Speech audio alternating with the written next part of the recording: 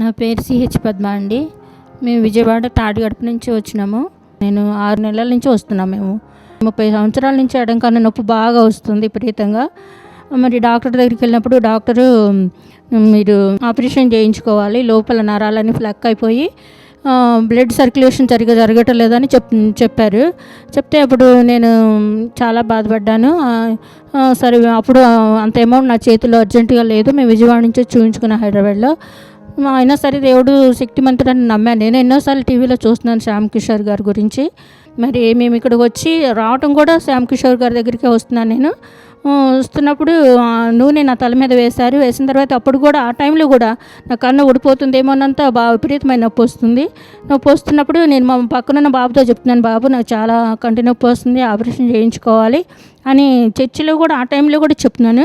మీరు నమ్మండి, విశ్వాసం ఉంచండి అని స్టేజ్ మీద ఎక్కి పాస్టర్ గారు ప్రార్థన చేసినప్పుడు మీ కుడి చెయ్యి తీసుకొని ఇక్కడ బాధగా ఉందో అస్వస్థతగా ఉంది అక్కడ పెట్టుకోండి అని అన్నారు. పాస్టర్ గారు ప్రార్థన చేయగానే ఇలాంటి స్వస్థత అద్భుతం జరిగింది. స్వస్థత పొందిన దినం నుంచి ఈ దినం వరకు కూడా నాకు ఎలాంటి కంటిలో అస్వస్థత లేదండి. దేవుడు నన్ను ఎంతగానో సంపూర్ణంగా స్వస్థపరిచారు. దేవుని నామానికి మహిమ కలుగును గాక.